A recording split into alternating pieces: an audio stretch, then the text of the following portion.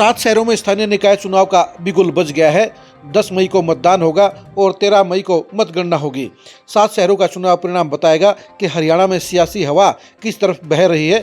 2024 के चुनाव के बाद अब माहौल प्रदेश में क्या है, कौन सी पार्टी बढ़ रही है, कौन सी पार्टी घट रही है और कौन सी पार्टी पिछड़ रही है और कौन सी पार्टी बर्फ में है।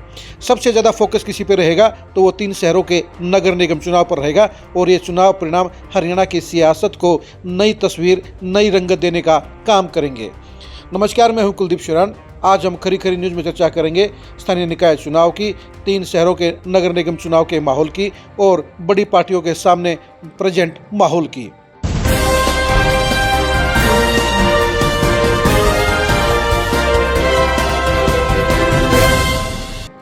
दो 2026 का ये चुनाव पहला शक्ति प्रदर्शन होगा और इस चुनाव के जरिए हरियाणा के सियासी माहौल की पहली रंगत पता चलेगी। 2029 के लिए पहला सिग्नल मिलेगा और सभी पार्टियों के लिए ये चुनाव काफ़ी इम्पोर्टेंट रहेगा। नगर निगम चुनाव की सबसे ज़्यादा चर्चा रहेगी क्योंकि पंचकूला, अंबाला और सोनीपत के नगर निगम के चुनाव ज़्यादा इम्पैक्ट डालने का काम करेंगे। इसलिए सभी पार्टियां इन नगर निगम चुनाव पर ही सबसे ज़्यादा फोकस करेंगी, सबसे ज़्यादा ताकत लगाने का काम करेंगी। कांग्रेस ने ये ऐलान कर चुकी है कि वो पार्टी के सिंबल पर सिर्फ नगर निगम का चुनाव लड़ेगी, जबकि बीजेपी की तरफ से ये उम्मीद है कि वो तीनों ही चुनाव यानी नगर पालिका, नगर परिषद और नगर निगम को पार्टी के सिंबल पर लड़ने का काम करेगी।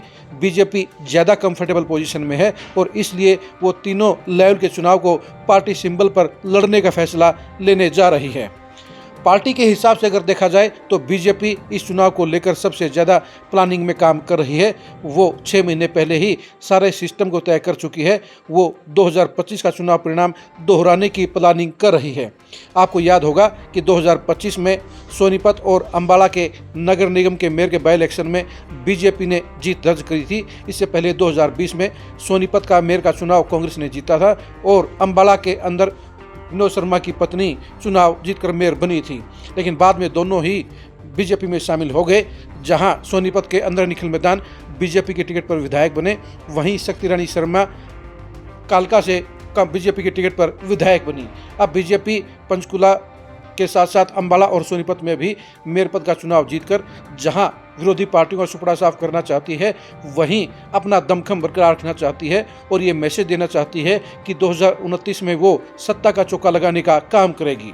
यानी बीजेपी 3-0 का परिणाम लाने के लिए हर मुमकिन कोशिश करेगी, पूरी ताकत लगाने का काम करेगी, पूरे संसाधन झोंकने का काम करेगी और इसके लिए बीजेपी पहले से ही तैयारी कर चुकी है। बीजेपी के पक्ष में माहौल होने के चलते ही उसके लिए टिकट के दावेदारों की भारी मारामारी है। खासतौर पर मेयर पद के लिए बीजेपी में सबसे ज़्यादा जोर आजमाइश होगी। बीजेपी के लिए मेयर के पद का सिलेक्शन करना आसान नहीं होगा क्योंकि बड़े बड़े नेता मेयर बनने के लिए पूरी कोशिश कर रहे हैं। यानी बीजेपी के लिए मेयर पद के प्रत्याशी का चयन करना आसान नहीं होगा और बीजेपी के लिए मेयर पद के प्रत्याशियों का सिलेक्शन ही तय करेगा कि वह 3-0 का परिणाम लेकर आएगी या वो 2-1 का परिणाम लेकर आएगी या वो 3-0 से पिछड़ जाएगी। बीजेपी के पास सारी संभावनाएं मौजूद है, लेकिन बीजेपी पूरी प्रोफेशनल पार्टी है और सबसे बेहतर प्रत्याशी ही उतारने का फैसला लेने का काम करेगी।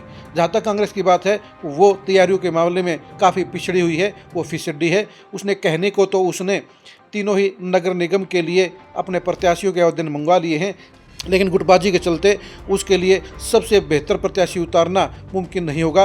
पार्टी के नेताओं के आपसी झगड़े के कारण कुछ अच्छे प्रत्याशी मैदान से बाहर रह सकते हैं और कमज़ोर प्रत्याशी टिकट लेने का काम कर सकते हैं। अगर कांग्रेस ने पूरी मजबूती के साथ ये चुनाव लड़ा, कांग्रेस ने सबसे मजबूत प्रत्याशी चुनाव में उतारे, तो वो इस बार 2-1 से बीजेपी को पछाड़ने का काम भी कर सकती है। लेकिन अगर उसने गलत प्रत्याशियों का चयन किया तो वो फिर 3-0 का सफाया भी झेलने को मजबूर हो सकती है।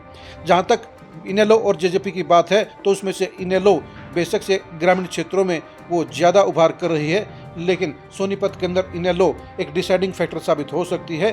पंचकूला और अंबाला के अंदर भी इनेलो डिसाइडिंग फैक्टर बनने का काम करेगी, यानी वो खेल बनाने और बिगाड़ने की ताकत बनने का काम करेगी और शहरी क्षेत्रों में ये पोजीशन हासिल करना भी इनेलो के लिए बड़ी उपलब्धि रहेगी।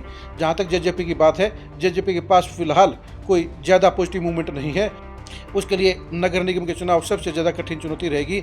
जेजेपी किस हिसाब से चुनाव लड़ेगी, ये देखने की बात रहेगी और जेजेपी के लिए अपना रसूख बचाना भी सबसे बड़ा चैलेंज रहेगा। आप स्थानीय निकाय चुनाव को लेकर क्या सोचते हैं, कमेंट करके जरूर बताइए। नगर निगम के 3 शहरों में चुनाव परिणाम किसके पक्ष में रहेगा, कमेंट करके जरूर बताइए। नगर निगम के चुनाव में कौन सी पार्टी आगाड़ी रहेगी, कौन सी पार्टी पिछड़ी रहेगी, इसके बारे में भी कमेंट करके जरूर बताइए। नगर निगम चुनाव की एक्सक्लूसिव खबरों को जानने के लिए आप लगातार खरी न्यूज़ के साथ बने रहिए। आप हमारे फेसबुक पेज को फॉलो कीजिए, आप हमारे यूट्यूब चैनल को सब्सक्राइब कीजिए। नमस्कार।